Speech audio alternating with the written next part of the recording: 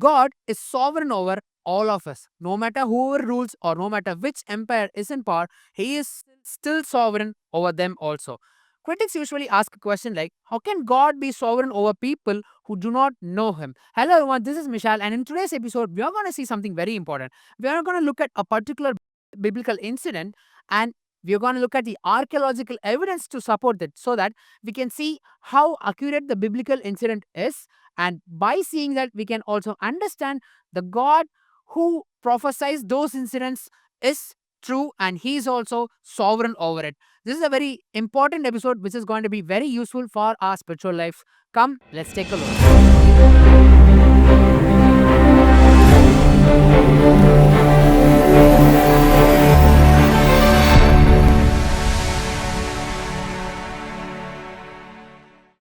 The Bible clearly says that God removes kings and He raises up kings to fulfill His plan, to complete what He has desired to do, and to fulfill the promise which He has given to His people.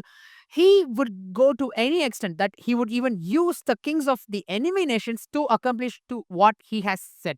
And we are going to see one incident. I think you might have known about this incident, the captivity of Israelites to Babylon, and how the Israelites again come back to Jerusalem to rebuild the temple is very clear in the Bible. We can see in the book of Second Kings and Ezra, and the prophecies are mentioned in Jeremiah and Isaiah. We are going to take a look at this incident in a systematic way, in a timeline, in an ordered way, so that we will understand what the Bible says, how the incidents are recorded in the Bible, and what are the archaeological evidences we have to support this. When we look at both, and when we can see that there is a perfect evidence to support the incidents recorded in the Bible, we can come to a conclusion that then the God of the Bible is true, and we can also know and learn that He is sovereign over it. Now, we all know that when Israelites sinned against God, no matter how many prophets God sent uh, to warn them, to make them repent, and to again leave the idol worships and turn back to the Lord, the Israelites hardened their heart and they were never ready to listen to the prophet's warning. And finally, we can see in the book of Second Kings, they are being taken captive to Babylon. Actually, this incident is prophesied already by the prophet Jeremiah in Jeremiah chapter 25, verse number 9. Behold, I will send and take all the families of the north, says the Lord, and Nebuchadnezzar, the king of Babylon, my servant, and will bring them against this land, against its inhabitants, and against these nations all around, and will utterly destroy them and make them an astonishment, a hissing, and perpetual desolations. Now, this is the prophecy against Israelites regarding who's going to attack them and how they are going to be taken as captives to Babylon. And this is getting fulfilled in the book of Second Kings chapter 25. We can read this entire incident in the book of Second Kings chapter 25. Now, if we have to summarize it in one particular verse, we can read Second Chronicles chapter 36, verse number 17. The verse reads as, therefore, he brought against them the king of Chaldeans, who killed their young men with the sword in the house of their sanctuary, and had no compassion on young man or virgin, on the aged or the weak. He gave them all into his hands. So we can clearly see that the prophecy which was prophesied against the Israelites had taken place in the book of Second Kings chapter 25, and this is around the year 6th century BC. Now, if you look at the archaeological evidence for this, in 19th century, there was something found as the Babylonian Chronicle, which is basically a chronicle written by the Babylonians. In this Babylonian Chronicle, especially in one chronicle, there is a record which records that how Nebuchadnezzar had sieged the city of Jerusalem, and how he had taken the Israelites captive to Babylon. And in this clay tablet, the year mentioned is very clear that it is 597 BC. So, if we compare both these things, we can clearly see that the year mentioned in the Babylonian Chronicle and the timeline which takes place in the Bible matches, and the kings which is mentioned in the Bible exactly matches with the archaeological evidence which is found. So, we can clearly see that the incident mentioned in the Bible here is true. And to add on to that, now in 2019 at Jerusalem, archaeologists found an amazing discovery while excavating a particular place. What they found burned layers of houses and walls, and the most important discovery was they found an arrowhead at that particular place. Now, why this is crucial is because this arrowhead actually dated back to the year 6th century BC, and it was also found that it belonged to the Babylonians. So it's clear that it was the Babylonians who attacked Jerusalem at the year 6th century BC, and it is also clear that they had burned the entire city, and it exactly matches to the verses which is mentioned in the Bible. Now, so we'll clearly see how God has raised up Nebuchadnezzar as he prophesied through Jeremiah, and how the incident had really taken place, and we also have an archaeological evidence to support this incident. Now, the second point is that in Jeremiah chapter 29, verse number 4, Lord speaks to the captive, to the people who are being carried away as captive to Babylon, and he gives a commandment in verse number 5 and 6 that build houses and dwell in them, plant gardens and eat their fruit, take wives and beget sons and daughters, and take wives for your sons, and give your daughters to husbands, so that they may bear sons and daughters, that you may be increased there and not diminished. Now, this is the key word here actually. You may be increased and not diminished. In 19th century, there was something found as the Al-Yahudu tablets, which is basically a clay tablet, and this was found at Babylon. Babylon is actually modern day Iraq.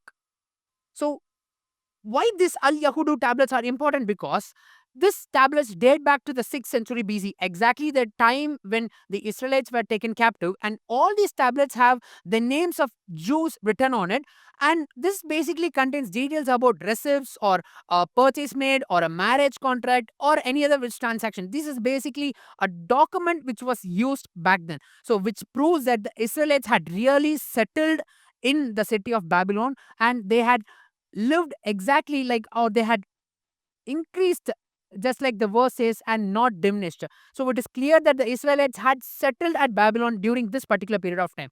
And to add on to that, in the book of 2nd Kings 25, in the last four verses, we can see that now it came to pass in the 37th year of the captivity of Jehoiachin, king of Judah, in the 12th month, on the 27th day of the month, that evil Merodach, king of Babylon, in the year that he began to reign, released Jehoiachin, king of Judah, from prison.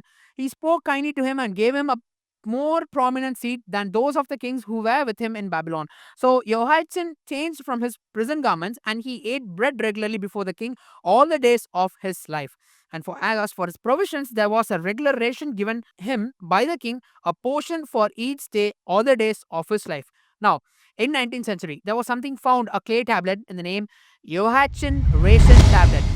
In this tablet, what is mentioned is that it is an instruction to be the Babylonians, to the servants there, that they had to give a certain amount of food and oil, a particular supply, to be given to the king Jehoiachin. Now, it exactly matches with this words, and it also is clearly mentioned that it is a king Jehoiachin to whom the supplies had to be given. So we can see that, as mentioned in the book of 2nd Kings, chapter 25, verse number 30, we have a proper archaeological evidence to support this particular biblical incident.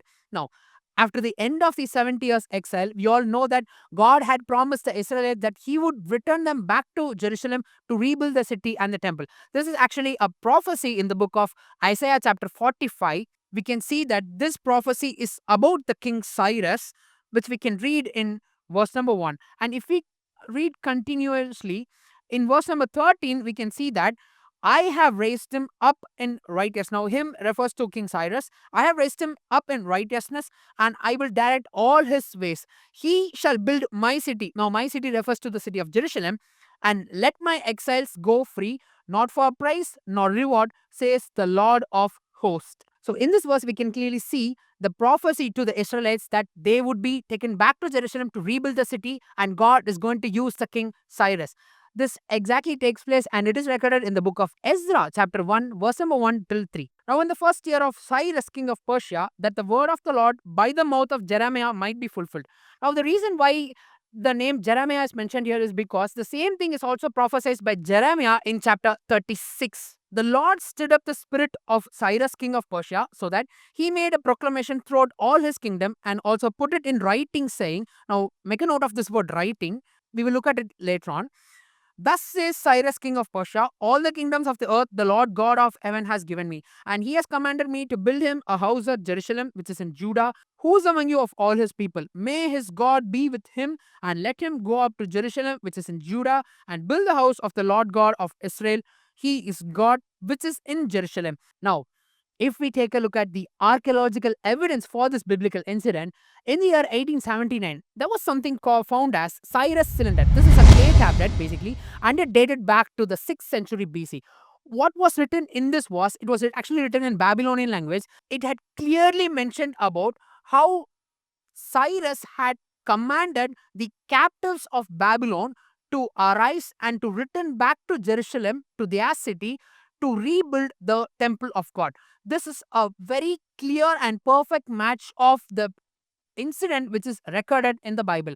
Now, if we compare these two things, we can clearly see that as recorded in the Bible, the timeline when this captivity takes place, whom God uses to take the Israelites captive to Babylon, and how they have been taken captive, what happens after that, and whom God raises up to bring them back to Jerusalem, and how he fulfills the promise to rebuild the temple, has a very clear biblical evidence to support this, and all the archaeological evidence in respect of timeline, in respect of the name of the king and the location, has a very clear match, which proves that every incident recorded in the Bible is accurate and there are no errors in it. If all the word which is there in the Bible, all the incidents which is recorded here is true, then we can clearly see that the God who wrote this, who gave this to us, is also true. And there is very important thing which we need to know: He is sovereign over everything. So now we can clearly understand that if this incident is true, then it was God who rose up the king of the enemy nation who did not know God to build or to fulfill his plans to rebuild the temple of God. He is sovereign over everything in this universe. As the verse says in 1 Timothy chapter 6, verse number 15, which he will manifest in his own time, he who is the blessed and only potentate, the King of kings and Lord of lords. Now, the word potentate, actually in few translations it is written as sovereign. God is sovereign over everything in this universe. Now, when we meditate on this aspect, on this nature of God, this is going to really change the view on how we see the things that is going around us. When we go through a particular situation, we might have wonder how we are going to come out of the situation, how God is going to deliver us, how we are going to overcome the situation. But looking at these incidents and looking at the nature of God, that He is sovereign over each and everything and He would do anything to fulfill His promises, we can be sure that definitely He is sovereign over our situations also, and He would definitely do what He has promised to us. If it's God's will, we'll meet you in another episode of this weekly poll program. God bless you.